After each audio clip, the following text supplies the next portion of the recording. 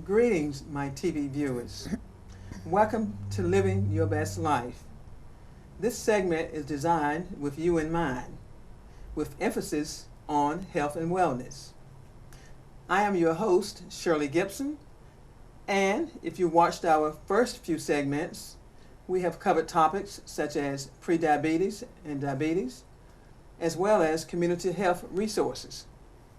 We will continue to talk about topics that I feel will be beneficial to you in helping you live your best life. Now, we know that living our best life requires sometimes changes. Alrighty? Well, if you are willing to make better choices, that may be necessary. Living your best life starts with taking care of your temple. Are you doing that? If not, sit back, relax, and enjoy our discussion. And see how you might be able to use some of this information for your good and God's glory. Today we have with us Joan Mansfield, and we will be talking about nutrition and label facts.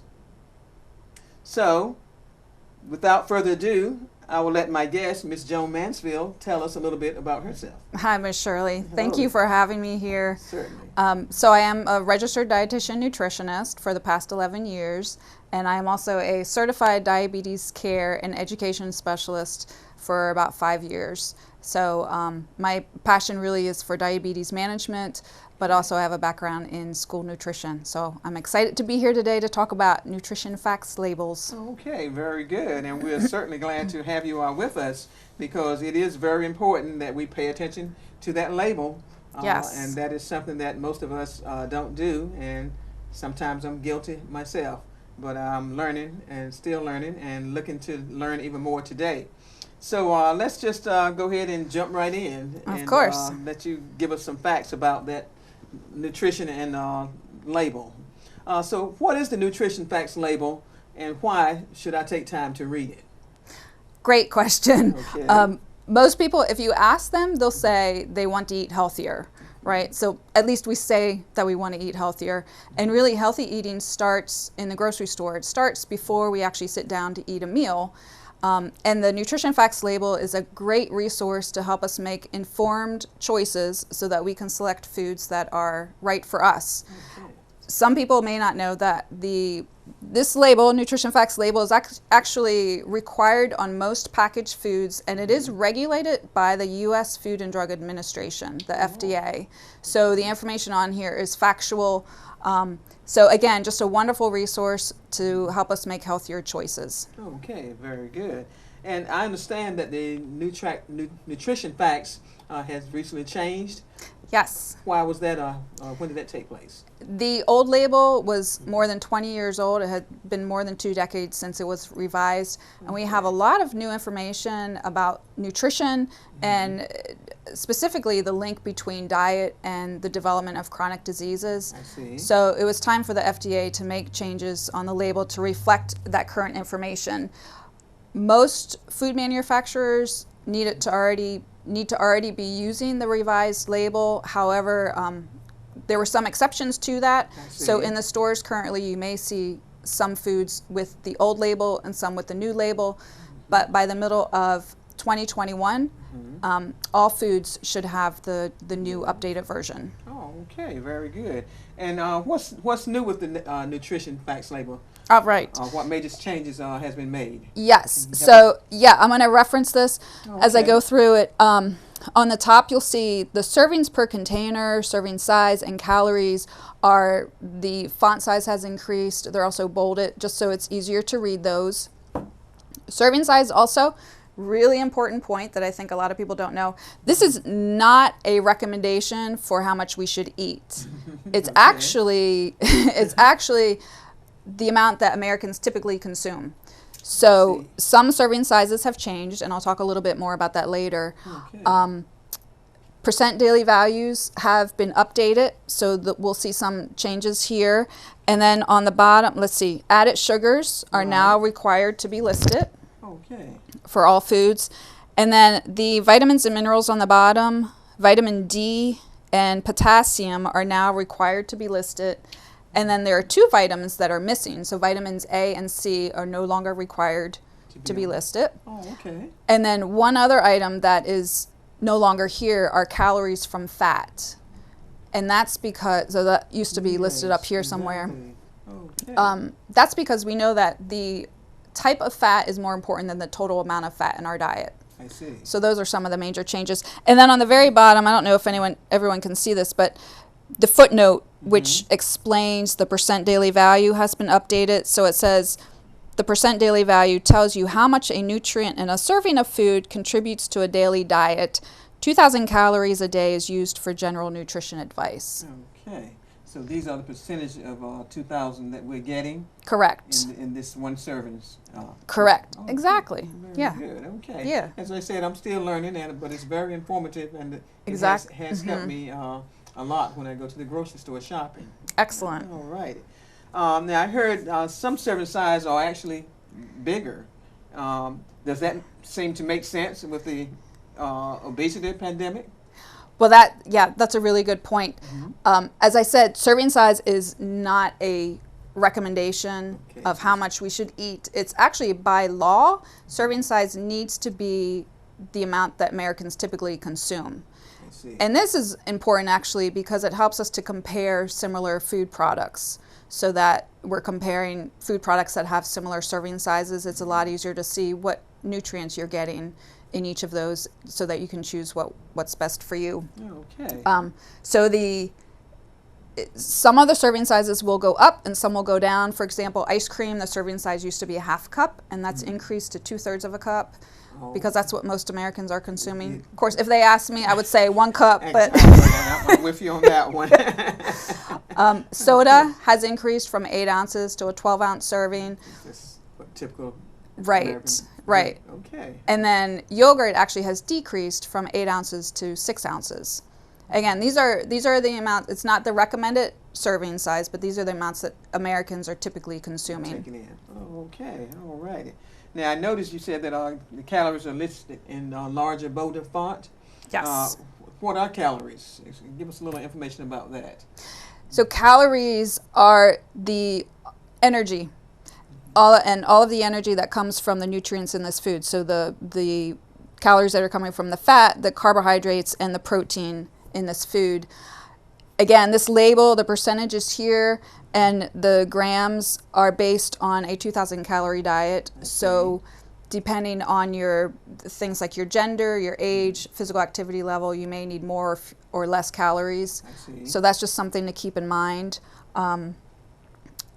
Another point I want to keep in mind is that some packages on the front of the package, it may say fat-free or no added sugars, but that doesn't necessarily mean calorie-free, right? Okay. So that's why it's always, I love this because, again, it's regulated by the FDA, so we can always turn to this nutrition facts label on the package and say, okay, what really is in this food, and is it right for me?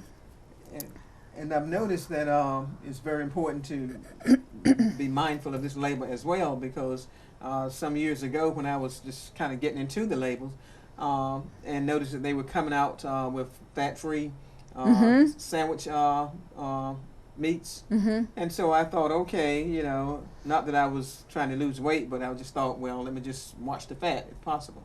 So I started just grabbing fat-free, turkey meat and ham when I was eating pork. And one day I just decided to compare it with the regular. And that's when lo and behold, I said fat-free, but it's loaded with sodium. So that's why it's very important to read the label. Absolutely. Because although I had no problem with high blood pressure, still someone with high blood pressure, may rather eat the fat and not have the sodium. Right. So I thought, okay, well, I might need to stay with the original packaging. Exactly. Okay. Yeah, that's a really good example. All right, good. So I'm going to ask you a question if you don't mind. Okay. All right. So on this, using this food label, do you know what the serving size is? Okay. Now it's saying there's 2/3 cup. Exactly. And that this particular item has 8 servings. Correct. Okay. Yes. So, and how many calories are in one serving? So if I just eat one of those 8 servings, I'm going to get 230 calories from that. Exactly. Great. So how would you calculate, if you wanted to know how many calories were in the entire container, how would you calculate that? I would probably multiply my 8 times 230. Exactly. Yeah. Okay, and Yeah. I've had too many calories for today if, Right. if I eat the whole can, right? Well, what I do sometimes is, I don't know what this item is, but let's say it's lasagna, a container of lasagna with 8 servings, and say for my family, you know, we might get 6 servings out of it. Okay. So I'll take 230 times 8 to get the total calories, and then divide it by 6 to find out how many calories are in each of the servings that we got. So instead of having to measure out, okay, is this, you know, 3/4 of a cup that I'm getting, or, you know, it's a rough approximation, but it's a easy way to figure out the calories. And that's provided you eat all 8 servings, right? Right. Okay. All Yeah. right. Very good. And usually, most time, I'll look at the label. Especially, I love baked beans, and usually in the can. And I'll look at the can, and it'll say, you know, 2 servings, and I'm looking at that size can. I said, well, okay, well, I'm just going to have to eat 2 servings today because I can eat this whole can. Right. But I'm doubling up on my calories, which is not good, but I'm still staying in my 2,000 calorie arena. Right. So, which makes a difference. And it's about balance. Exactly. Okay. Very So, good. yeah. Well, that label is very informative, and we need to learn as much as we can about it so that as we begin to watch our diet and live our best life, we want to know as much information about this label and the foods that we're taking in. Right. Very good. Exactly. Okay. Now that percent daily value, I heard you speak on that. Now, just what is that? Explain that to us, please. Okay, percent daily value is this column here on the far right of the label. And again, as the footnote says, it tells you how much each of these nutrients in a serving of food contributes to your daily diet. And again, that's based on a 2,000 calorie diet. So you may need a little more, a little less. It's a wonderful way, though, to compare products very easily. And the FDA has a rule called the 520 rule. So if a nutrient is 5% or less in the food, then it's considered to be low in that nutrient. Or if it's 20% or higher in that nutrient, it's considered to be a high source of that in that food. Okay. So on this label, again, using the 520 rule, nutrients that have 5% or less daily value would be saturated fat, cholesterol at 0%, and then down here, potassium at 6%. So those would all be considered, this food would be considered to be low in those nutrients. I see. Now, on the previous label, before they changed the label, if it was 5% or less, did they have to list it? Because it seemed like I'm reading something. They did have to list it? Yes. They did, okay. I was thinking I remember reading something where if a product had less than a certain amount, less than a certain percentage, that it didn't have to be listed on the label.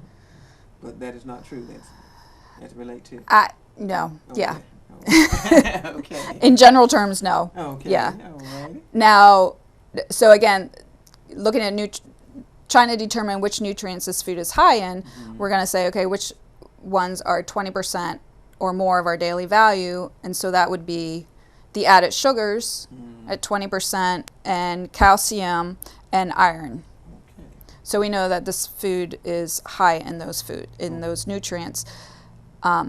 Which some of those could be good for you and some could not so good. Right? Exactly, right? So just because it's high in a nutrient doesn't mean it's something you want to eat, I see. right? If it's high in added sugars, that might be something you say, hey, I don't want to get this Let's then. back off that, right. Exactly. Okay, so looking at this sugars, so it says added sugar 10 grams, right?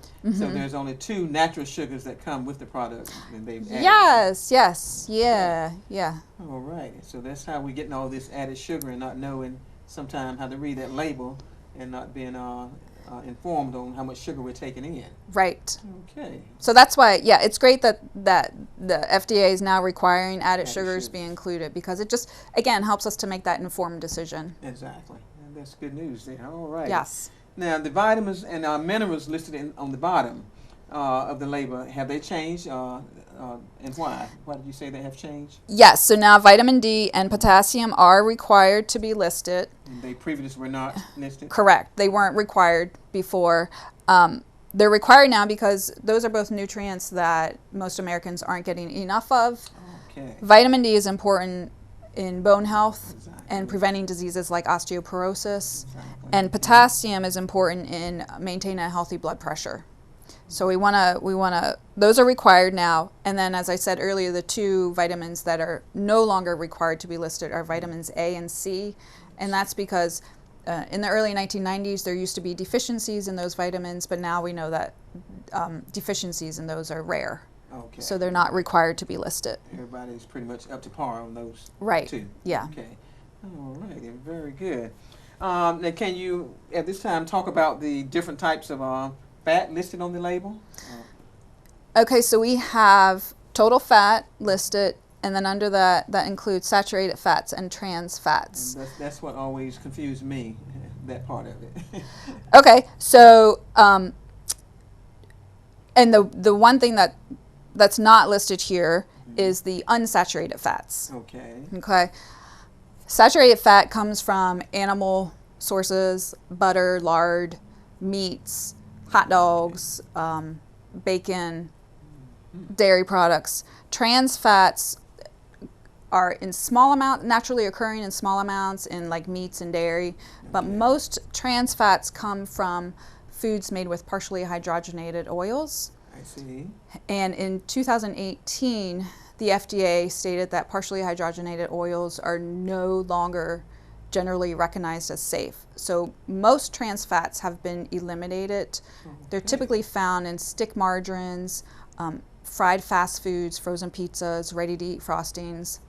Okay. So most of them have been eliminated, and we know that diets that are high in saturated fats and trans fats typically increase our total cholesterol and then our LDL cholesterol, or what we call our bad cholesterol. Right. Okay. High cholesterol levels can lead to an increased risk of cardiovascular disease, which is the #1 killer for men and women in the Right. United States. Okay. So the goal then is to replace these saturated fats with the unsaturated fats, Okay. which are typically olive oil, canola oil, soybean oil, fish, nuts, avocados, those sorts of things. Okay. That was one I was going to ask about, avocado. Because Yes. I love avocado, so Yes. those are good fats for you. Absolutely. Okay. Yeah. Very good. And I used to try to eat one of those at least maybe 3 times a week. That's my go-to snack food, I call it. Yes, it's great. Okay. And fat gets a bad rap, but Yeah. it's a necessary nutrient. You got to have some of them. Exactly. It helps us to absorb fat-soluble vitamins, and it's necessary for growth and energy and our body's functioning. So see. it's important to have some fat. Again, it's the Right. type of fat we're Right. consuming is more important than the total amount. So how much is enough or too much? Trans fats, you'll notice that there's no percent daily value for that because the recommendation is to have as little as possible of trans fats. Oh, okay. Saturated fat, the goal is less than 10% of your total calories. It's less than 10. So for someone on a 2,000 calorie diet, that would be about 20 grams Maximum that they should have. per day. Okay. All right. Very good. Yeah. Yeah, that usually would be what would throw me when I look at that label. I say, okay, now, what am I taking in here, and which one is good for me and which is not? Okay. Right. So again, it's about these percent daily values adding up to 100% over one day, I see. on most days. So again, using that 520 rule is a really easy way just to look and say, okay, this is low. Maybe you don't remember how many grams you're supposed to have or how many grams you've had today, but you can say, okay, 5% I know is considered low in this nutrient, so this might be a good option for me. I see. Okay. Very good. All righty. What are added sugars? And I think we kind of touched on that a little bit, but maybe our viewing audience may be lacking information in that area. So I know just about every product I pick up, it's got added sugars. And for a while, I was a little bit confused in that area myself. So if you would explain that to our listening audience so they would have a Sure. clear picture of that. Added sugars are sugars that are added during the processing of food. So they do not include naturally occurring sugars in foods like in dairy foods, fruits and vegetables. So that's it. Okay. So now, I know, now I drink juice. Of course, usually I don't drink no more than 4 ounces at a time. And the juice that I buy says 100% juice. So that tells me there are no added sugars. Correct. It says 100% juice. Correct. Right? Yeah. So all these other juices, which I have a hard time getting across to my husband, he loves his bright and early, which is nothing but added sugars. Yes. And I tell him, I said, look at this label. It says 5% juice. So all that stuff is added in there. And he tells me, but it's high in vitamin C. So that's the reason he wants to drink it. But the sugars is what I'm concerned about. Right. All right. Very good. So I'll have to let him know to watch this show so that he can learn more about that label. Right. And leave the bright and early alone. Right. Okay. What do you say? How much added sugar is too much? So yeah, we want to know if we can have our cake and eat it too, right? So the answer is yes. You know, there is some room in our diet for foods with added sugars. The problem is most of those foods with added sugars don't come with a whole lot of other nutrients. So it's hard to get enough of the vitamins and minerals and fiber that we need without going over our calorie limit. So your husband is looking at the vitamins, you know, vitamin C, but you know, it'd be interesting to also look at calories and the other nutrients to see how much of that he's getting compared to what he actually needs. Probably very little, in that area. Well, so the dietary guidelines for Americans recommends less than 10% of total calories from added sugars. So on a 2,000 calorie diet, that would be about 50 grams of added sugars for a day. So the average person should have no more than about 50 grams of Correct. added sugars for the total day. Right. And so we got 10. If we had this product just for one serving, we've already got 10, right? Right, exactly. If we ate 2 servings, like I mentioned about the baked beans that I love. Right. So if I ate 2 servings and this were the label, I'll be taking in 20 grams right there of my allowed 50 grams. Yeah. So you're almost halfway there. Exactly. Yeah.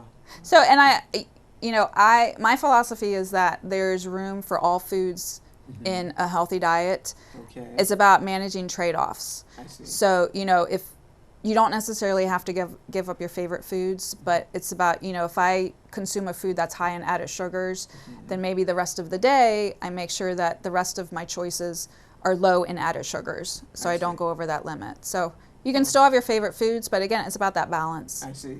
Okay, very good. That's usually where juices, as I said, I drink the 1% juice, but I only drink 4 ounces at a time. Sometimes I may have 2 4-ounce servings throughout the day, but at one serving, I just only drink 4 ounces. Right. Okay. Can we do a quick recap on how to use a nutrition facts label, and when we're doing our grocery shopping? Give us a rundown on that, just to. Yes. So again, remember, serving size is not a recommendation on how much to eat.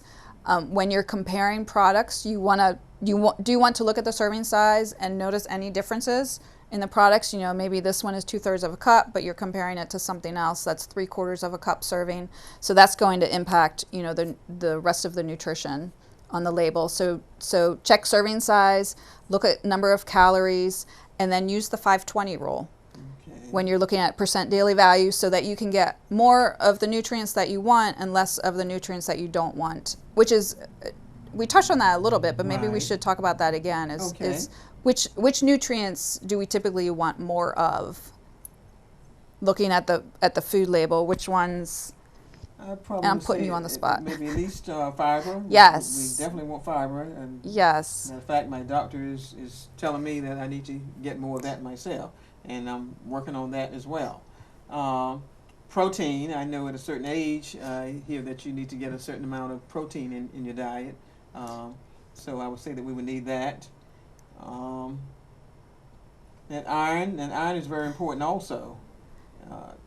but I hear that sometimes you got to be careful with the iron because that's one of those that you can get too much of, if I'm correct. Yes.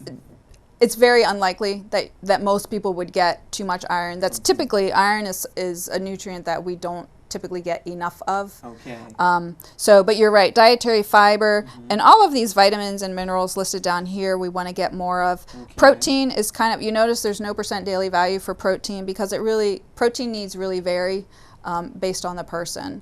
Okay. So those are nutrients we want more of, and then nutrients we would want less of would be, of course, your saturated fats, trans fats, cholesterol, and sodium, and the added sugars. Okay. Now you mentioned one of the fats is not included on this label, but it's the most important. The unsaturated fats. Fat. Right. Okay. And the way you can determine, even though it's not included on the label, not required to be included on the label, the way you can determine how much unsaturated fat is in a product is adding up your grams of saturated fat and trans fat and then subtracting it from total fat. So for this product, we have 1 gram total of the saturated and trans fat. So 1 minus 8 would be 7 grams of unsaturated fat. And the unsaturated fats, you said, are the good fats. Is the healthier, right. That we can have, right. Oh, okay. Very good. Cholesterol, it says 0% here. That's one of those that you said we don't want to get too much of that, right? Correct. Okay, and sodium, of course. Right. All righty. Total carbs. Now, how do we break down this total carbs? Total carbs? Right. Great question. Total carbs includes dietary fiber, sugars, and starches. Okay. So starches are not listed on the food label. It's not required either. Correct. Okay. Yeah. So if you add up, your dietary fiber and your total sugars, that doesn't add up to 37. That's because the rest of those carbs are from the starches. Okay. So is that good or bad? Well, it's kind of it just is. It's not, starches aren't listed because that's not really a nutrient of concern. We're not deficient in it. We're not necessarily getting too much of it. These are the fiber and the sugars are really the nutrients that we need to be more concerned about. I see. Okay. Now, if you're talking about diabetes management, of course, we're looking at total carbs. So that's a whole topic for another show. Okay. But yeah. All righty. Very good. Okay. Now, what other tips for making healthy choices when we go food shopping? What other tips can you offer us to help with this? Yeah, again, just going back to this nutrition facts label, realizing that a lot of the terminology on the rest of the packaging isn't necessarily regulated. One example I like to give is the term natural. So if a product says it's made with natural ingredients or all natural, that's not a regulated term. There's no defined definition, so natural could mean anything. So flipping to that nutrition facts label so you can really get the true information about what's in there and make an informed choice. Eat before you go grocery shopping. Yes. I totally recommend that. Yes. Use a list. Try to stick to your grocery list as much as possible. This time of year, it's great to go for the fresh fruits and vegetables because they're in season, they're less expensive. Okay. Checking out the farmers market, Leroy James Farmers Market on County Home Road is a great option, and they're open pretty much year round. Oh, okay. Except for a couple of the winter months. They have you're supporting the local economy by going there.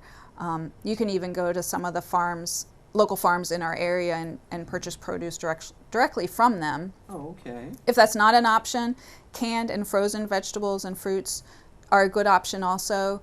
Just checking the label, make sure there aren't added sauces and sodium. Canned fruits, you want canned in 100% fruit juice. Canned vegetables, that say no salt added or low sodium. Okay. So canned versus the frozen. Is there a preference or is it less of the good stuff? Canned vegetables can be okay. Typically we think canned vegetables have more sodium. Right. Again, there are a lot more products on the shelf that say no salt added. Also, if you rinse off your vegetables before Okay. eating them, you can rinse off about up to 30% of that sodium. I see. So, you know, for some people that it may be less expensive Exactly. to consume the canned products. So there are ways to make it a little bit healthier for you. I see. Okay, very good. Because I notice a lot of times I buy the frozen products, and it just say, you know, like ingredients, green beans, and I'm Yes. wondering, is there anything else in there? How are they Nope. just preserving it to be in the package? But They freeze it. they freeze Yeah, it. frozen foods can actually last pretty much indefinitely. Okay, very good. Quality may suffer a little bit, but All right. So I know some of this is confusing to our audience. What I'd like for you to do is, how can we find a nutrition expert to talk to in case we're in need of that? of course I would recommend seeing a registered dietitian nutritionist because they have the training and background to be able to decipher the fact from fiction out there and help you to manage a chronic disease if you have it. So Okay. contacting your physician or calling the local hospital or health department or calling Okay. your insurance provider can help you get a referral to a registered dietitian. You can also go to eatright.org and click on the tab at the top that says Find an Expert to find a dietitian. Okay, very good. Well, Ms. Joan, I've certainly learned a lot today, and I hope my viewing audience have learned something as well. I'm glad you're watching Living Your Best Life, and as I stated previously, living your best life calls for us to be in a complete balanced life, health and wellness, as well as outside activities. So thank you very much, Joan, Thank for this you. information. Thank you for being with us today, and thank you for watching. And do tune in to Living Your Best Life, as this show is designed with you in mind. Thank you.